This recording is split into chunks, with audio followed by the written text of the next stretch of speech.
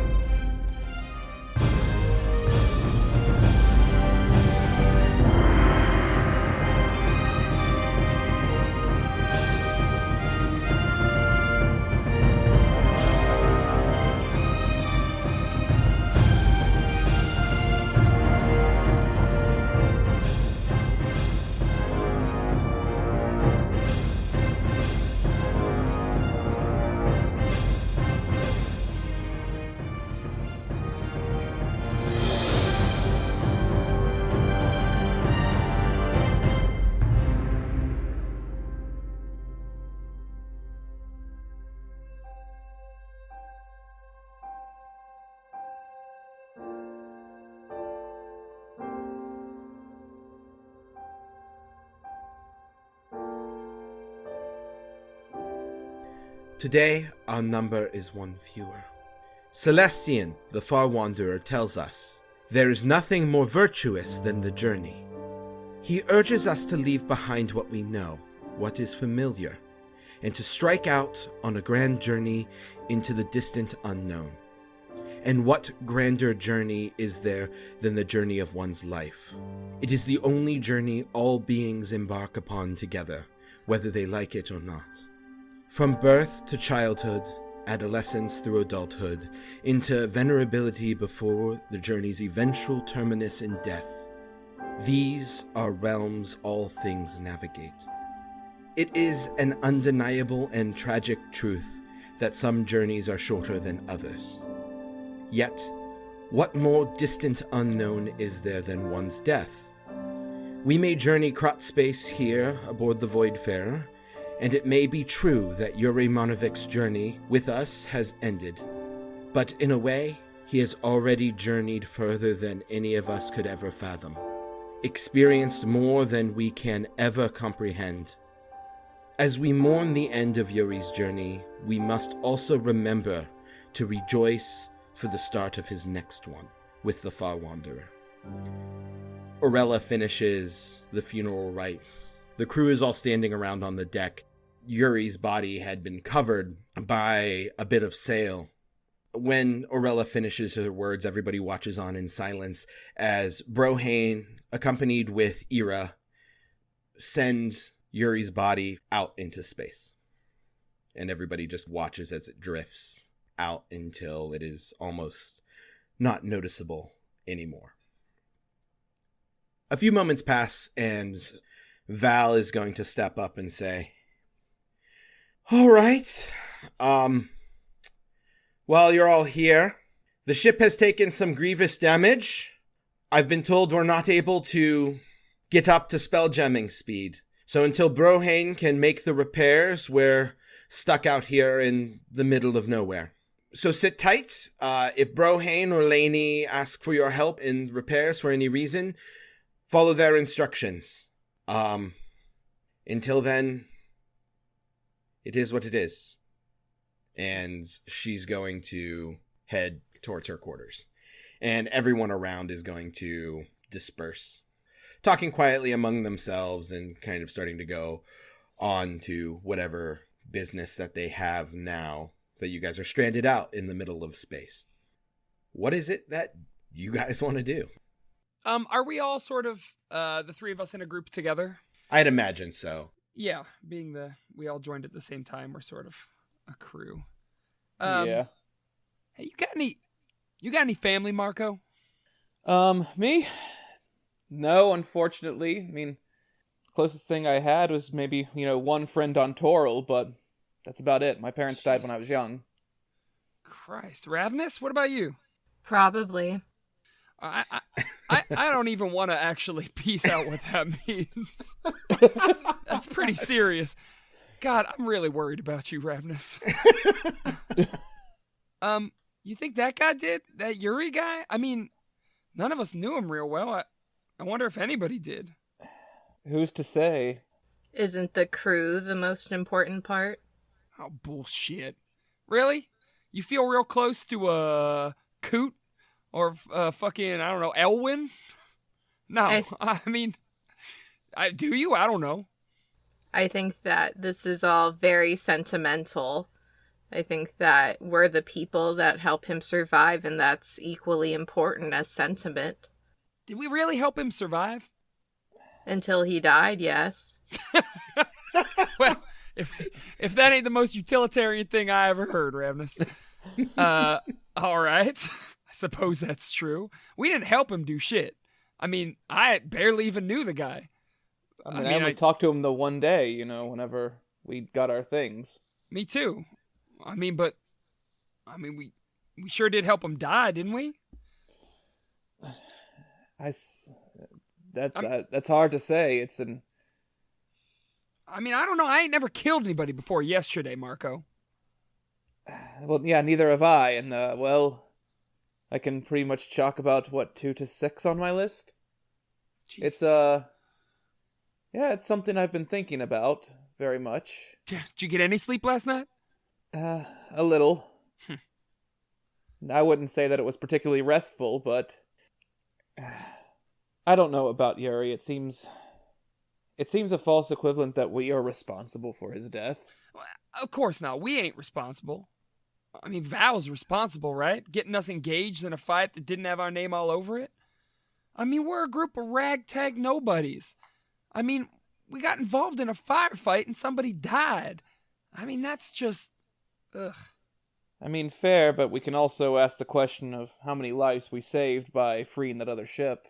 We didn't know those people, Marco. We knew Yuri. Sure, we didn't know him too well, but it could have been, it could have been Jack or Scuttlebutt or anybody. And those are, yes, Rav'nys, people I suppose we do care about.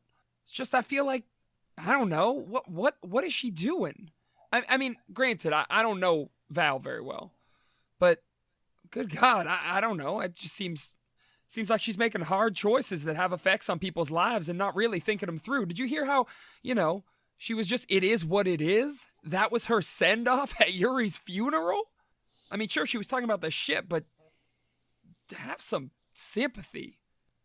I have to admit that I don't share your spirit and conviction on this one. However, I do agree that I would like to talk to Val at some point and try to understand what her thought process was there in a more than a 2-sentence sort of deal like we got before. Rav'nys, you've been quiet. I don't know much about, your culture or what your people think about death. What do you think? Is it just another stop, or you go to some, eternal fighting grounds, or I don't know. What's your purview? Mine, I think that it would upset you what we do when our crew members used to die. Ugh. Talking to you is constant joy. But I think it's a good way to die. If you have to die and death is so common on these sorts of things, you might as well die in battle. What, you think he was battling? You think he was doing anything other than cowering behind in his shop? He's a shopkeeper. He ain't no gunner. He ain't no surgeon. They have a place on the battlefield. He was just a guy who sold us some armor once.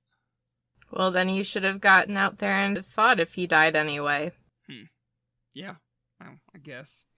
you feel the same for Riley and Adger, or what? Different for teens?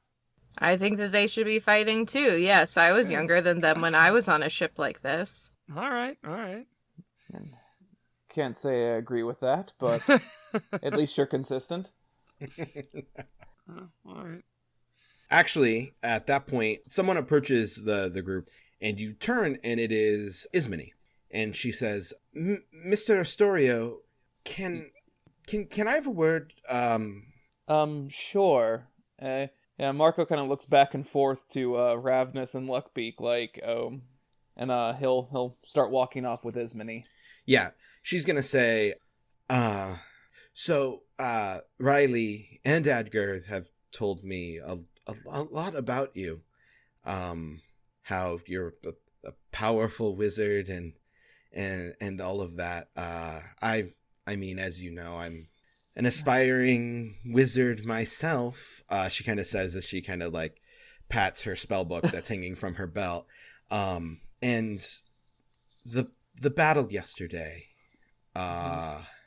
well, they told me you were powerful, but what you did with the ice, that, well, Ismene, that was amazing. Can you show me how to do that? Marco's like rubbing the back of his head, like the way you used your magic to defend the ship and the crew. It was something like I've never seen before, and I would only ever aspire to be as powerful and be able to use my magic in such a way. Ismene, I think first off, the fact that I'm a powerful wizard is a little overblown, but tell me, what kind of spells do you know already? I see that you have your book, so what have you been learning?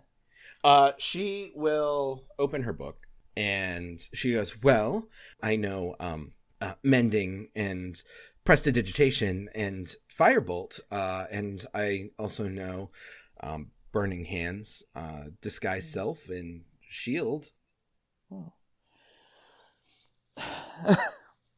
So, okay, so you're well taught, it seems like. And where'd you learn from? Did you learn from someone on the ship or at a school? Oh no, I attended a school. It's not important, but I mean, there isn't really anywhere to learn more stuff here on the ship. Salon is busy, usually flying the ship, and to be honest, he's a little intimidating. But you seem powerful, and I mean, I would love to, anything I could learn, I would be appreciative, even if it's just, of course. And I mean, stuff. Like, I felt useless yesterday, and I don't want to feel like that. I want to be useful. I want to, help protect the crew. Listen, Ismene, you're most certainly useful. I mean, even from the fighting that you have here, it looks like you have plenty. I'd be happy to teach you Ice Knife, but I wouldn't let yesterday's performance be any sort of indicator of, your worth. You're a very worthwhile person here. I mean, she blushes a little bit and she goes, you're too kind. But I mean, any magic that you'd be willing to teach me, I'd be willing to learn. Well, of course. And how about we start again then? Because I wasn't really sure what was going on here. But if that's the case, instead of being a professor and a pupil, how about we are fellow scholars? And so we can help each other learn. She thinks about that. She goes, yeah, I like that. Right. And Marco kind of extends a hand and is just like, sound good, fellow scholar? Sounds good, fellow scholar. And she takes it. Honestly, I'm just excited to have someone else that has any sort of, knowledge to talk to. Between you and me, a lot of the other crew isn't very bright. I mean, you're not wrong. But either way, let's ice knife. So, do you have an arcane focus, or how do you use your magic? She shows that she has a spell component pouch.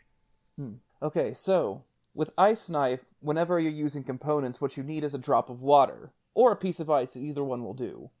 He reaches out for his water skin and pours out like a little drop of water. He looks to make sure there's nobody where he's about to throw this thing.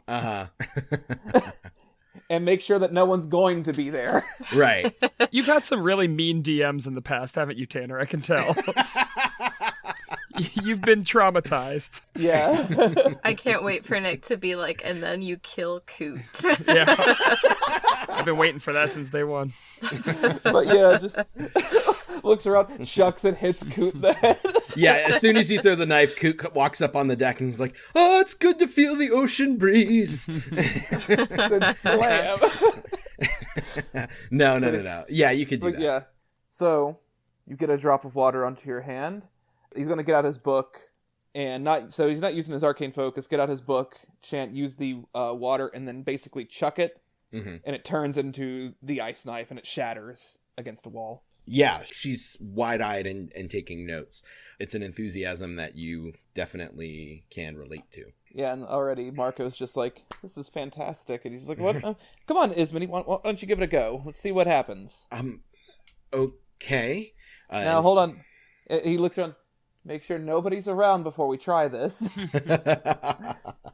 Okay, give it a go. Okay. So yeah, she kind of studying your spell book to make sure she gets the somatic components down correctly. She holds the drop of water and releases it, and the spell goes off. Excellent! Fantastic! That was excellent! Huh. That was awesome. Thank you so much. I imagine would I be able to copy your spell book? Of course. And he just hands it over just excitedly. He's like, "Yes, of course, please, by all means." Yeah, she's gonna like take it excitedly and open her spell book and sit down cross-legged on the deck and just start copying. And you would know it's gonna take like an hour to do that. Yeah, but she doesn't seem to care. She's just gonna sit on the deck and start copying the spell book. Marco just once again rubs the back of his head, shrugs, and sits down next to her, and he pulls out his journal, starts writing himself. Nice. Sounds good. Yeah, so while that's happening, Luckbeak and Rav'nys, are you doing anything in particular while you watch Marco and Ismini talk wizard stuff? I think that Rav'nys is actually very uncomfortable by everything that's gone on today, so I don't think that she has anything in particular on her mind. She's probably, like, looking to see what Luckbeak's going to do. I think Luckbeak... Nick, which crew member did I share a drink with and they said they would brew me some fruit wine or something? That was Brohane. You imagine Brohane is going to be pretty busy right now, but you can still attempt to find him if you'd like. No, he's super busy because he's helping repair the ship, right? Yes. Well, he's not helping. He is. Yeah, he is. He is repairing the ship. I'm gonna go to Scriv. Sure. You guys are up on the quarterdeck. Scrib is down on the main deck over near the starboard side, and he's like leaning over the gunwale and is writing notes. And it actually looks like he is observing Brohane, who is on the back of Ira. Oh boy. Which Ira is sticking to the side of the ship, while it looks like Brohane is surveying the damage and relaying up to Scrib, who is taking notes. So I'm going to sidle up next to him, and I'm going to say... Hey, Scriv, how you doing, buddy? What are you writing there, a new poem, or...? Hello, Luckbeak Humboldt. I'm actually keeping notes for Mr. Windhelm. Mr. Windhelm is surveying the damage, and I am keeping detailed notes so that we can assess the best course of action for repairing the ship. See, I'm gonna sneak a peek at his note. Like, how... Are they, like, bonkers detailed, or are they, like... No. It's basically like he's mostly keeping track of the materials that are going to be needed. Mm-hmm. And like you see like so much timber and like that sort of thing. Like it's not complicated scrawlings. It's basically a list. Once I see that it's normal and not like, bizarro, because I think Luckbeak still feels weird about Scriv. Not that he doesn't like him, but like, is he human? Does he have a soul? Yeah. How does he process things? Right. No, going- it's not a bunch of ones and zeros on the page. Okay, got it. Actually, though, at a glance, you do see there is one word that you weren't expecting to see on that page. Okay, which is? Cinder Shard. I see. Well, now, Nick, you have forced my hand, so I am going to subtly try and figure out what it says about Cinder Shard. You can make a perception check. Yeah. Perception. Oh, 7. You're not sure because Scriv hasn't really stopped. And it's actually really funny. He's talking to you, but he's writing something completely different while he's doing it because, robot. But since he's continuing to like move and continuing to take notes, he kind of moves when you try to get a closer look and you can't make out any details. You keep making me vacillate between weirdo and not weirdo for Scriv, so he is using both halves of his robot brain right now. I'm going to say, hey Scrib, buddy, can you give me some stats if I asked you for them? I mean, how quick could you get me stuff like that? I'm sorry, I don't believe I follow. I just want to know, like, the crew right now is about what? How many people are on this ship?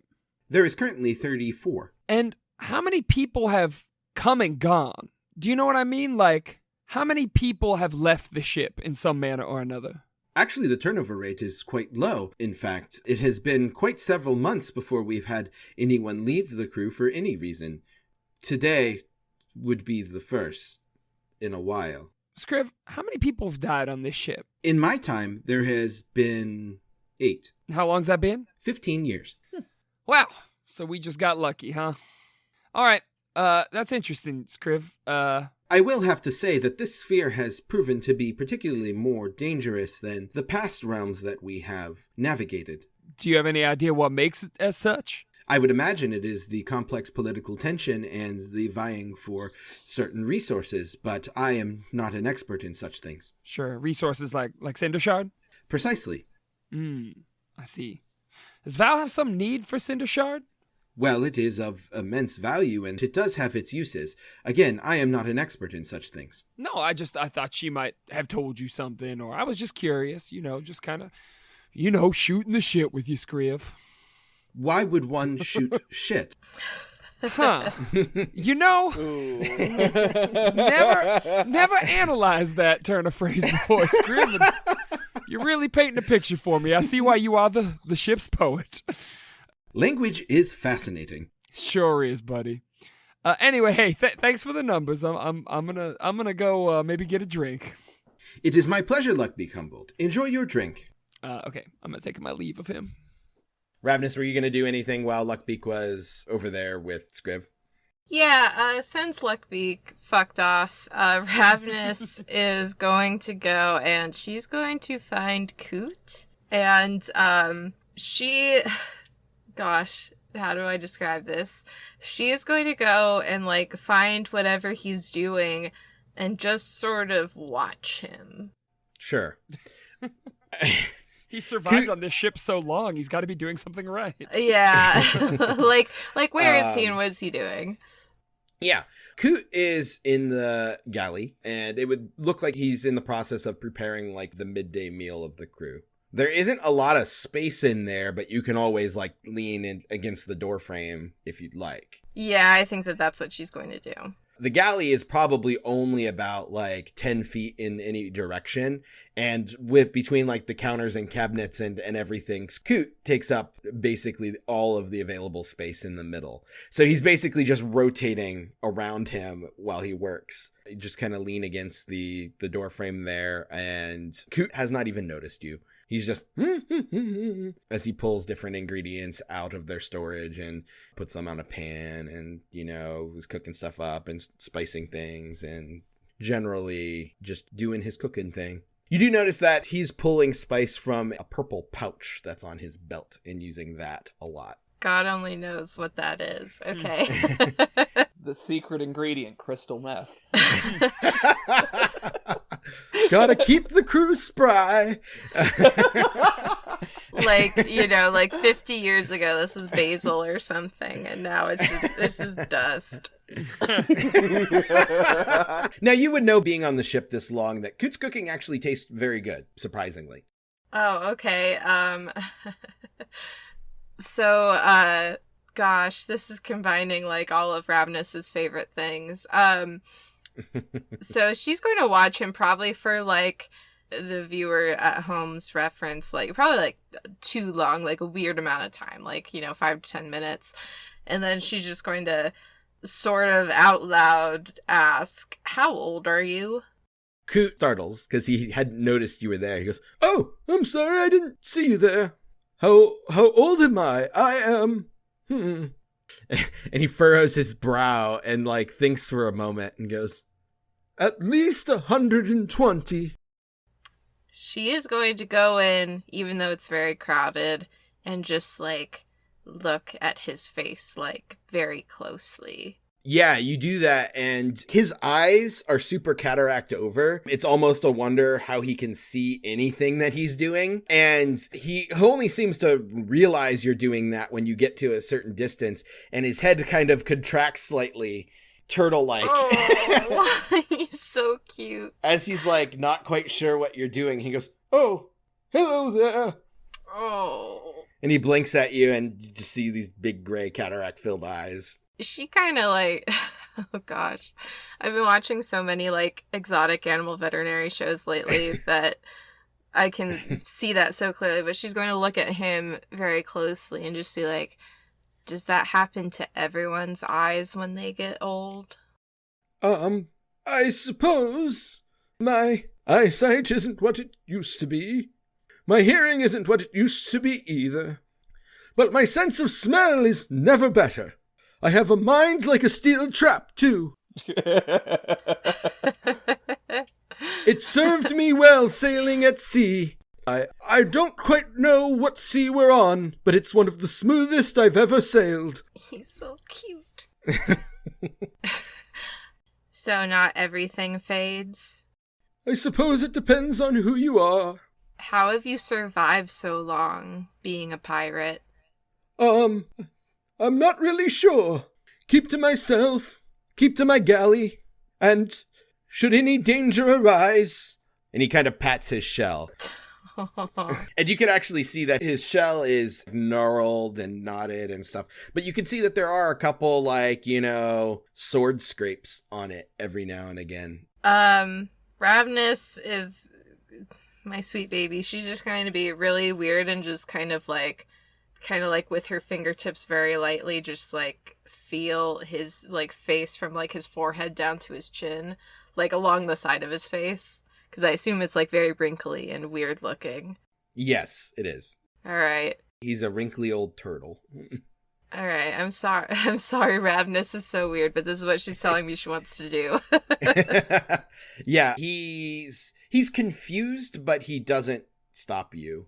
Okay, so she is satisfied now. So what she is going to do is she is going to see whatever food is on the counter by her that she can just scoop up in her hand, and she takes it and she leaves and she eats it. And she's gonna go fuck off too now.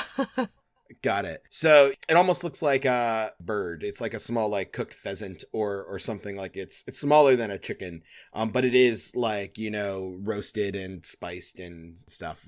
Oh man, now I feel like an asshole. I thought it was gonna be like just an apple or something. No, but he seems to be prepping like a bunch of those. Okay, well she's just gonna take one of them then. Yeah, you do that, and he goes, "Okay, goodbye." And she goes back up on deck and looks for her friends Marco and Luckbeak, eating her little bird. What a strange elf. She's gonna give the elves a bad reputation.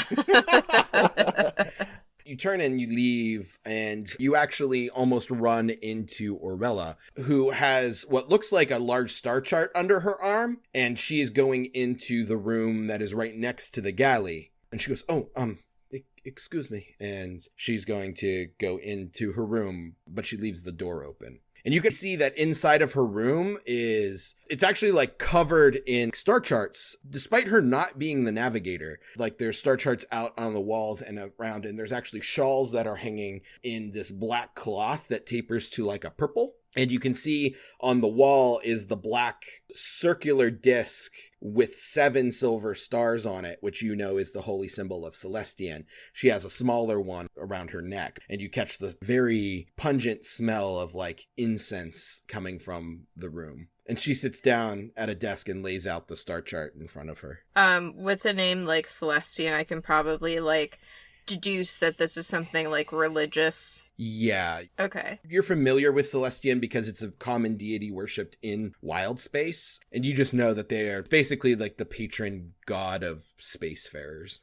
Okay. Like you're proficient with navigator's tools, right? I should be, yeah. The markings and stuff that Orella has on her star charts are nonsensical to you. They're like sheer lunacy. Like they're like measuring angles that don't make any sense and curvatures between stars and celestial bodies and other strange things, like the highlighting of like certain like constellations and stuff like that. And it seems precisely calculated, but it's not like any sort of like navigational like calculations that you're familiar with. It's super weird to you. Okay, that is definitely going to catch her interest, and she is just going to walk into the room to take a look at everything closer. Mm-hmm. And she just sort of announces, like, you did this all wrong. Orella, who walked into the room and sat down and laid everything out, wasn't even paying much attention, had not realized that you did not continue along your way and had followed her in. So when you... This poor woman eating a rotisserie chicken in her room now. Yeah, she goes, "Oh, I'm sorry, what did you say?" And then she points to the weird calculations and stuff like that, and she goes, "These are wrong." Oh, I understand. You are familiar with navigation, I assume. Celestian tells us that the stars can be a guide, but not in the same sense that a navigator would use them. I look to the stars for correlations and signs and omens of weal and woe and any sort of messages that Celestian, the Far Wanderer, is sending me about where we should go, or what we should do, or what is happening in the sphere. I am still very much in the process of figuring out the star charts of Kraatspace. So, as of yet, Celestian's message is still not clear. Did it say anything about Yuri?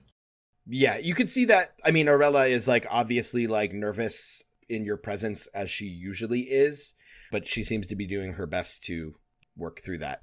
And she says, "I'm afraid it doesn't always work that way. Things are rarely as clear as the fate of any one person. It is more signs and omens to general outcomes. And as I said, we still are not entirely familiar with the stars of this sphere, and until we do, I'm afraid Celestian's guidance will continue to be cloudy." What does Celestian say happens when you die?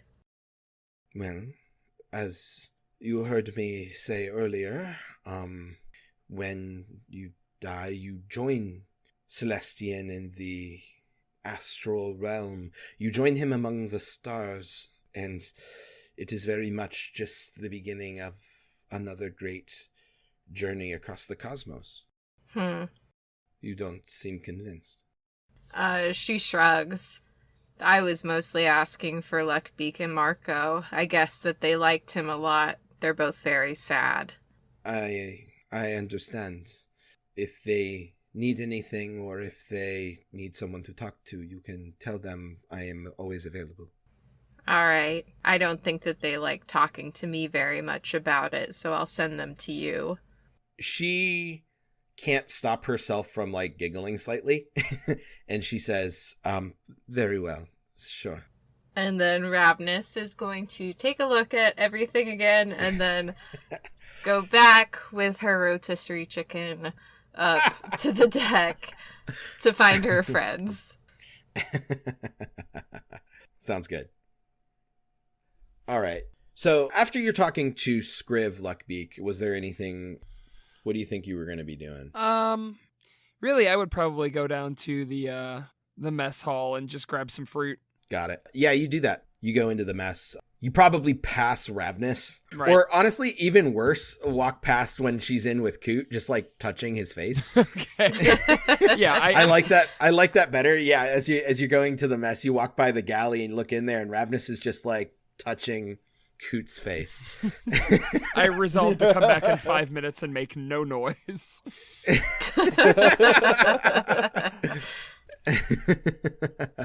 But yeah, there's a couple of the crew in here. You see Meryl and Melinda are in here. Scuttlebutt is in here. Jack and Odyssey are in here too. Okay. Is there a grab and go section, or is it just for like meals? You know what I mean? I just want some fruit. Yeah, there's readily available fruit Okay. you can grab. Cool. I mean, everyone in here kind of has a tankard of ale in front of them. Sure. And they seem to be, their goal is to process what has happened. Yeah. Okay. Then I'll grab a bunch of grapes and sit down with them, I suppose. Sure. Yeah, Melinda kind of sees you and kind of gestures for you to sit at the table across from her and her brother. Luckbeak, how are you faring? Fine, I guess. I mean, I didn't know him real well. Worried more than sad, I guess. Go catch me up. Are we talking about Yuri, or we getting our mind off things? A little bit of column A, a little bit of column B. All right. She gestures to her tankard. I suppose this is to get our mind off things, but talk of Yuri is inevitable, I suppose. Yeah, I suppose. Well, I don't know. Tell me something about him. Well, he was honestly only with us a couple years. I mean, there's a lot of the crew that have only been with us a couple years, but Yuri took over for the last purser a couple years ago when they retired. And don't tell me something fun about him. I don't care about all that. She laughs and takes a swig of her ale, and she goes, well, he was a fucking shark at Spacer's Gambit. There we go. Now that's great. Well, how much did he shark off you? Well, I only made the mistake once, but he got away with 30 sons. Holy shit. I'm surprised he didn't join in that game that we just played. Well, I suppose he would have been quite interested in your regular meetings, if he, well, I guess it's not worth talking about now. Now, see, what'd we do? We just loop right back around. All right, Spacer's Gambit. He would have enjoyed it. Was he a cheater? Is that how he got through? Honestly, I don't really know. I've never caught him cheating. Damn, man.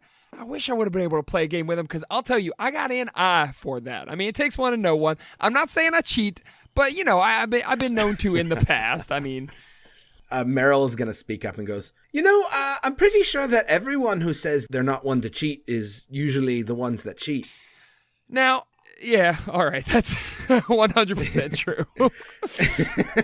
I mean, there's no reason I would be proclaiming my innocence if I didn't have some guilt on my brain. Now, you got me there. All right. He sharked you too, then, I suppose. Yes, my bitch of a sister didn't tell me. Nice. Melinda laughs and takes a big hearty swig. You kind of see out of the corner of your eye, Scuttlebutt raises his tankard and opens his beak and makes the sound of like money clinking. Melinda will raise her tankard as well and goes, yes, Scuttlebutt, to Yuri. To Yuri. After the toast gets settled down, I want to turn to Meryl and say, like, hey, Coot's old, even in like turtle years, right? Yeah, I believe so. I mean, turtles don't age gracefully, but yeah, he's definitely probably far older than your average turtle. Because there's no chance he and Rav'nys are having an affair, is there? Who would have thought Rav'nys is a grave robber? Meryl looks confused. Melinda spits her ale.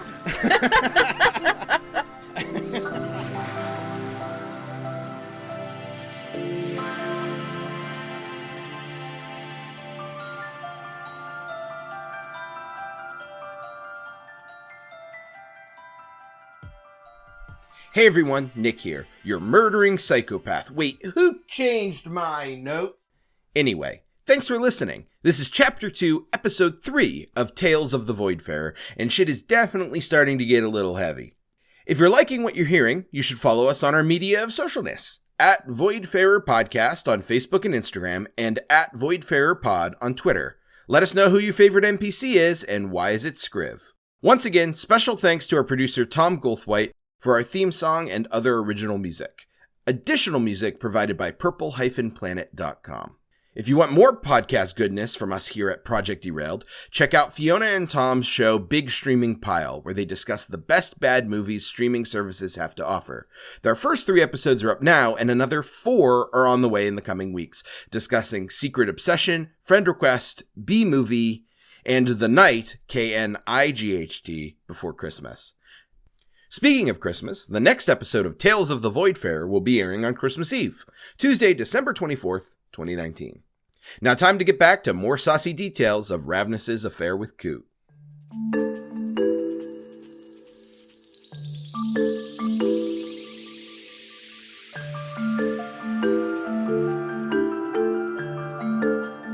So, Marco. Yes.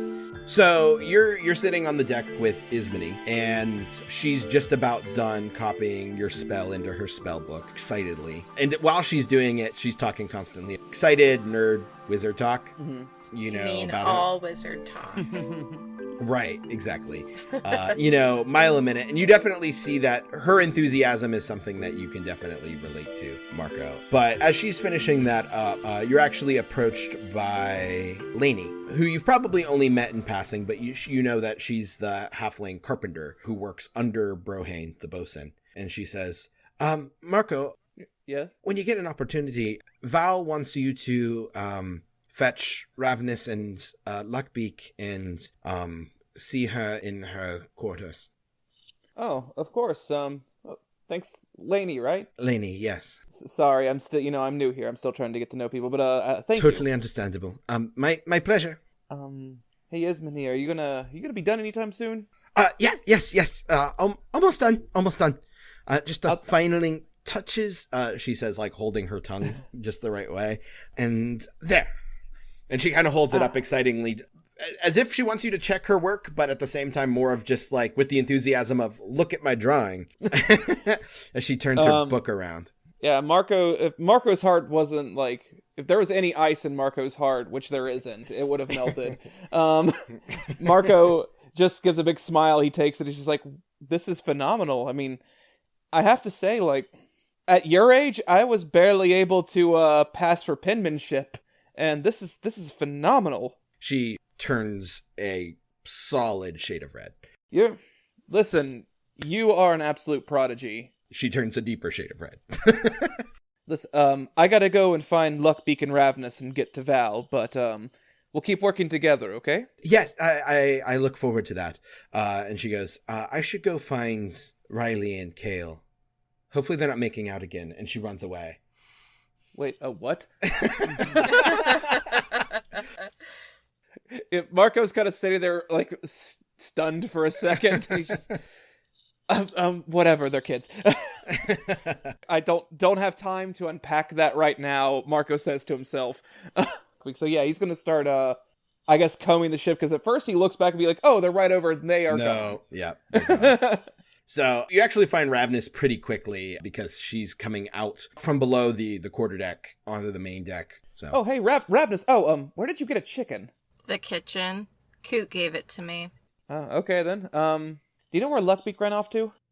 I was looking for him. Oh, well, I guess we need to find him together. Val wants to talk to us, so... Where would he go? I mean, well, there's only so many places. Yeah, Rav'nys, you wouldn't have noticed him, like, go past you. Yeah. Like, he's not far away. He's in the mess. But yeah, it won't take you long to find him. But before we get to that, I want to jump back to Luckbeak. So you guys are sitting in the mess, continuing to talk for a little bit longer. Odyssey, Scuttlebutt, and Jack get up and eventually leave. And when they do, Melinda kind of watches them exit, and she goes, actually, well, we have a moment, just the three of us. There was something I wanted to talk to you about. Mm-hmm. Well, I'm sure, we know how you feel at the moment regarding current leadership things. You're not the only one. A lot of the crew are concerned. And we were kind of thinking that maybe tonight, down on the lower deck, we could have a little meeting of those that might have, similar concerns to talk about Val's leadership. Nothing too crazy, you're but planning you starting a union? No, more like that. We're not. Well, I wish you would have told me that before I had one foot in the grapevine, cause you're wait, you haven't been drinking anything. Yeah, I've been eating grapes, Melinda. All right. She looks confused, and Meryl goes, "Oh! I heard about this. Don't get drunk on alcohol. They get drunk on sugar." And Melinda goes, "Oh, okay, yeah, you're shit faced." I mean, I can still talk. I'm gonna be quiet too. It's gonna be fine. Yeah, on the deck. She poop sighs. deck. No, below deck. Oh, okay. All right. Yeah. Tonight. So, when you are sober, if there's anyone else that you think might be interested in a conversation, again, nothing drastic. We're not talking about mutiny, but just a facility. I said insurrection. I knew it wasn't insurrection. I just couldn't remember mutiny. Sorry, go ahead. It's not a look. I'm serious. It's not that. We just want to talk about things, and then if we need to go to Val and say, look, we have concerns, we can do that together as one, Anyway, if there's anyone else that you think would be interested in that kind of conversation, let them know, and we can talk about it tonight. Oh, yeah. I'll be there. Sounds good. And then she says, and be careful who you talk to about. I wouldn't want them getting the wrong idea and jumping to wild. No, of course not. Now, but here's the thing: is that conversation had some element of finality to it. Are you leaving? Am I leaving? Did I say I was leaving? Okay, so we can all just keep. Okay, all right. I was taking the opportunity when they left before and to bring it up before anyone else. I forgot they were here. Right. Okay. All right. to Luckbeak, that conversation just got serious and came out of nowhere. Yeah. And you see Melinda look at Meryl like an expression that says, we've made a terrible mistake. Rav'nys and Marco, you eventually make your way to the mess. You pass Odyssey, Jack, and Scuttlebutt on the way out as the tiefling cat person and crow person file past. And you find Luckbeak 3 sheets to the wind with the halfling siblings in the mess. Yeah, Luckbeak, you see Marco and Rav'nys walk in. Okay. Hey, Luckbeak. Have you been hitting the bottle? No. He looks over at Rav'nys. What the hell's going on here? She shrugs. Come on. Let's back to the halflings. It's for Yuri. Get a tankard. Luckbeak, Val would like to see us. The 3 of us. Val. Okay. Cool. Let's go. When you go, Melinda's gonna make eye contact with you and make a face that says, basically, the conversation we had, we didn't have. I interpret that face as ask Val to come to our meeting. Oh no! Wait. Shit. Okay. All right.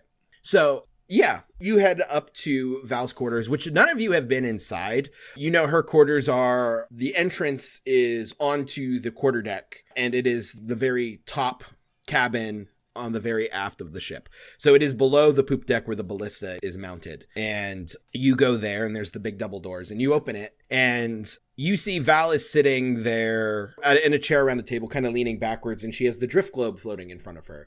And it is projecting the projection of Kraatspace all throughout the room. And when you walk in, you see that Brohane and Mr. Elmsworth are there as well. And when you walk in, she reaches up and grabs the orb and sets it down on the table as the projection disappears. Yes.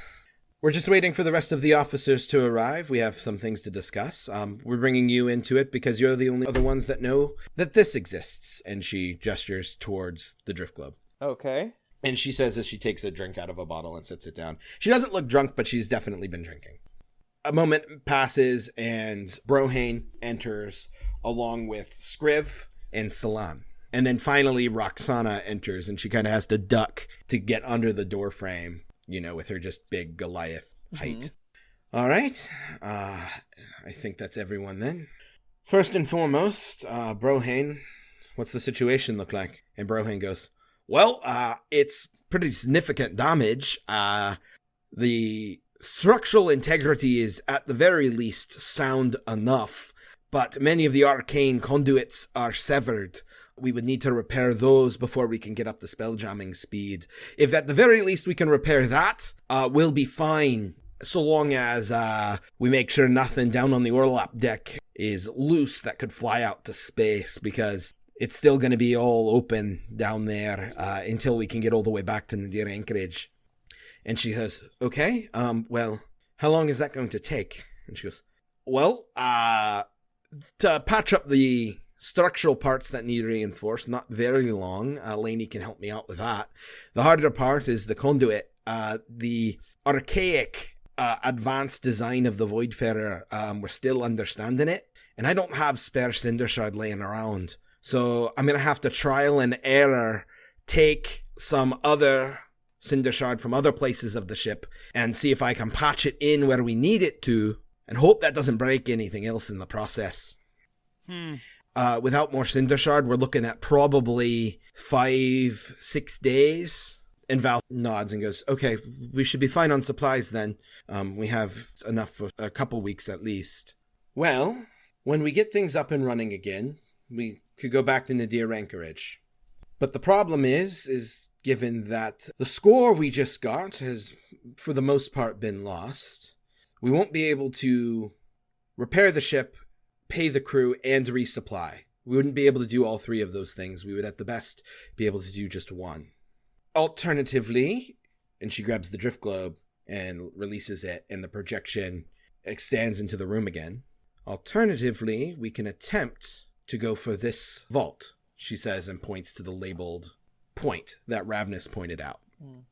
We should be fine so long as we don't get in another ship-to-ship skirmish, and if it's as promising as it sounds, we can get back to Nadir Anchorage, and everyone will be happy again. So Marco tentatively raises his hand. Is this how you ask questions? I'm not sure what the protocol here is. Well, there isn't really one, but if you have a question, you can ask it. Yeah, I'm just curious. Let's say, just for hypothetical sake, that we get there and whatever's there is gone. What is our situation then? We're not any worse off than we are now. We have enough supplies to get there and get back to Nadir Anchorage. It's going to be tight, but we can do it. So if we go there and there's nothing there, then we go back to Nadir Anchorage and we deal with the situation as it is now. We can get the ship repaired, and hopefully this crew understands that we're going to need another score. So the risk is inherently limited. Yes. The bigger issue is finding a way to resupply, food and water stores at Nadir Anchorage and repair the ship. Mr. Elmsworth is going to say, and what about our air situation? Would we be able to make it to this vault and get back to Nadir Anchorage? It looks like it. We can dip within the atmosphere of this planetoid, and she points to one of the orbs. It looks like it's a moon of a nearby planet, to resupply our air, and then that'll get us to the vault. And then we should be fine with our current crew all the way back to Nadir Anchorage. And all of the officers seem to nod like that makes sense. That works well with them. And Brohane's going to say, well, we'll still have to wait until the ship's repaired before we can go anywhere. We can navigate slightly, but only at tactical speed. If we can't get up to spelljamming speed, we're not going to get to any destination any faster than months. And we don't have the supplies for that. So, assuming we have 5 days of repairs, the travel to this vault, and the travel back to Nadir Anchorage, our supplies are sound for that. And Val says, they should be. We may have to ration things out towards the end, but I'm comfortable with that margin of error. And you can see that Scriv is taking notes the whole time. You could definitely get the impression that he's not here to contribute as much as he is to just keep minutes of the meeting. And Val's going to turn to you three and go, what do you three think? Rav'nys, you seem to be the most familiar with what we might find at this vault. And so what does Rav'nys think? So with knowing what she knows, what does she think? Yeah. Basically like what we said before. Should the vault be inhabited by Githyanki, it'd probably be pretty bad. But you find it unlikely to be the case because this vault is obviously from like the Kraatorian age. So that was like 10,000 years ago.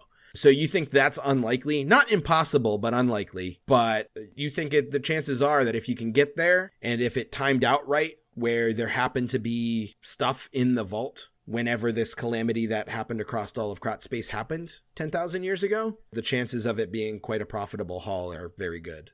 Okay. So she'll say, I think it's likely that it's unoccupied and that it'll bring a lot of earnings. My biggest concern would be that things would start to take too long and your crew will starve and it'll all be for nothing. Well, like I said, even if the vault is empty, we still have the supplies to get back to Nadir Anchorage. And then we can deal with the shortage of funds there.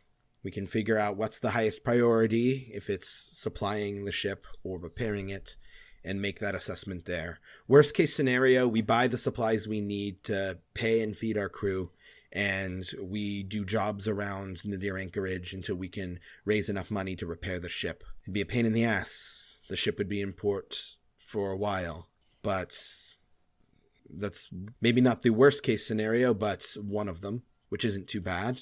The bigger risk we take is if we get stuck in a fight between now and then, well, the ship's already damaged. Well, I like this plan. I'm excited to be a part of it. Let's see what happens. Val nods, satisfied with that. And you can see that, like, even while, like, Mr. Elmsworth, who wasn't happy with Val with the current situation, he seems to nod, and the rest of the officers definitely weighing the options coming out on Val's side of this as well. Val's going to look at you, Luckbeak, and goes, Luckbeak, I know you're not happy with me, but I am still interested in your opinion. All right. Who am I? Hello, hey, guys, I was Scrib. Did you hear it? I don't get it. I guess you wouldn't. Oh. It's just I took a mug. What are we talking about? Oh, I got it. Val's going to shake her head. Never mind. No, wait. I caught most of it. Val, you're coming in with us? Yes. All right, well then I'm up for it. I'm happy to hear that.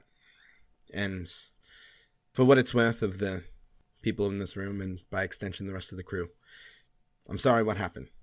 But the best course of action I see is to just move forward. Hey, Val. Yes. What was something Yuri was really good at? Well, he was an expert in his craft. He could identify any magic item placed in front of him. Something fun. Well, I've heard he's quite good at cards. He's he had some pretty solid jokes, but you had to wade through a lot of bad ones to get there. All right. That's all I wanted. Why do you ask? Well, because the crew told me he was good at cards. And I mean, if you knew that means you may have cared about him as a person. Well, I mean, I was just seeing how much you saw him as an object and how much you saw him as a human being. Well, hold on. Human being, I forgot. A vaguely humanoid person. Humanoid person. You know, if you just told me he was good at what he did, then I would have known that you just saw him as a resource. But, I mean, you said he was good at cards. That's the magic word, Val. That's heartbreaking. I see. Like, Well, you know, I think we've come to the decision. She turns to the rest of the officers. If everyone's in agreement, we'll set a course. And Johannes nods. Johannes is there too, by the way. I forgot one.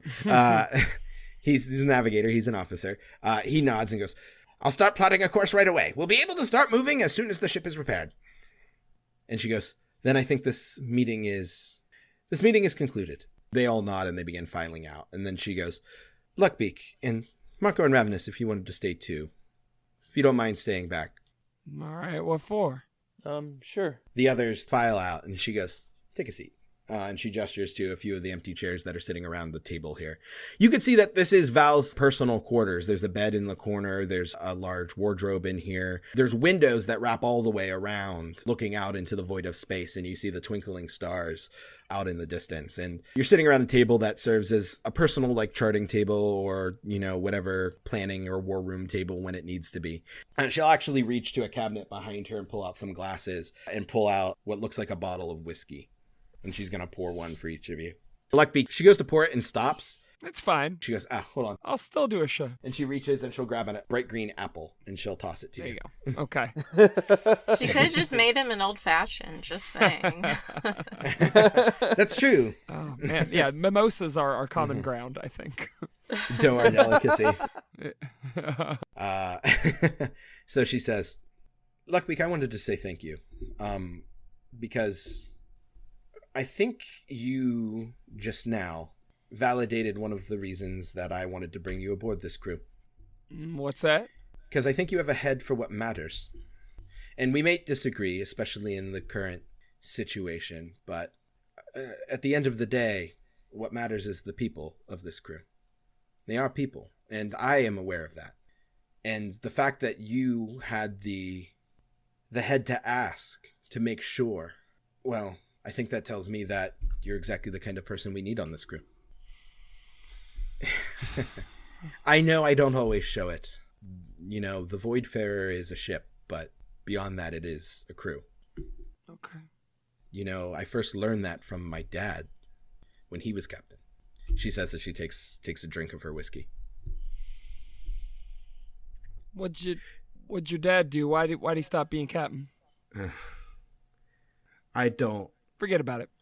It's a long story. All right. Maybe someday I'll share it. Okay. But you know why I recruited you three myself? Why they're murmuring among the crew that the three newest crew members of the ship are already my favorites? Well, it's because when my father was the captain, I did your job. Mm-hmm. All right. Well, we're all different jobs, so what does that mean?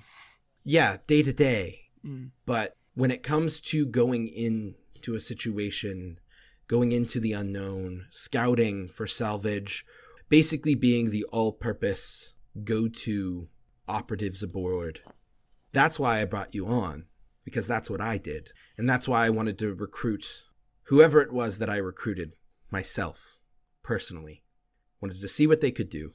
When you were in the hold of that hammer ship those weeks ago, on the way to Kraatspace, dealing with the situation with that idiot paladin and the ogre and everything, well, I saw in all of you the exact things that I wanted to see of the people I recruited to this position on this crew. All right. I don't know. I don't know where I'm going with this. She takes another shot, but cheers.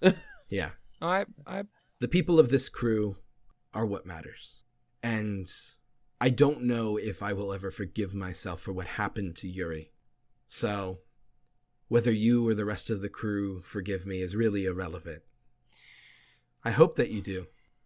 But I may not forgive myself, so in the end, it doesn't really matter. Val, we don't know each other real well. I mean, we barely know each other at all. But as far as I'm concerned, you didn't mean to get Yuri killed. That don't mean he didn't get killed. It just means you didn't mean it. And the way you're acting now, I believe that. So as far as you and me, we're at net zero right now. Right?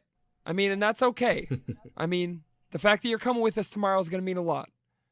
But, the same way that we're proving ourselves to you, you can prove yourself to us. I understand. But at the same time, I don't want you to misunderstand me. For a lot of the same reasons I care for this crew, or the same reasons that I did what I did yesterday. And despite the outcome, had I been in the situation again with the information I had, I would still make the same decision. You don't have to agree with me. And I have my reasons. Now, why you gotta say something stupid and screw it all up, huh? And then I'm going to put my apple down and go back to my room.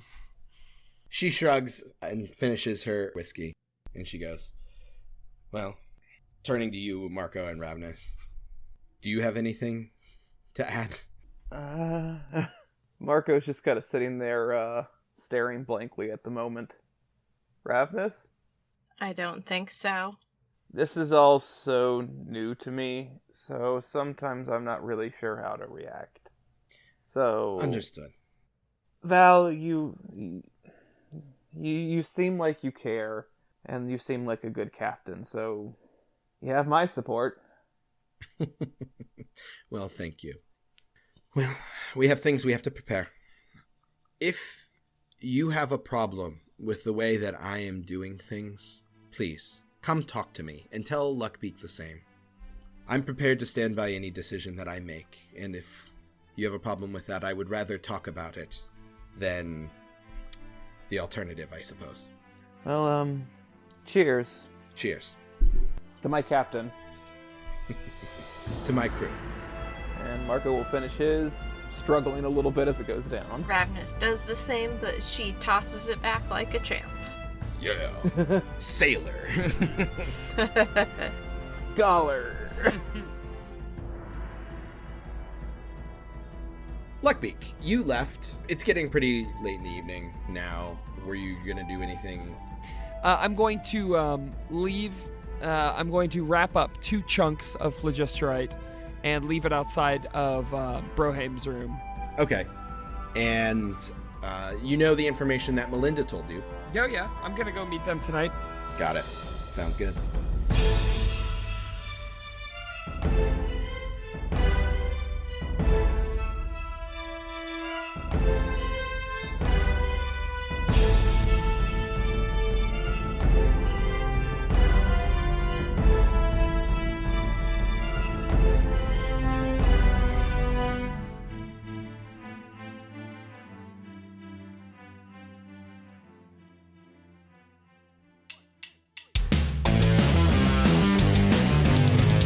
ProjectDerailed.com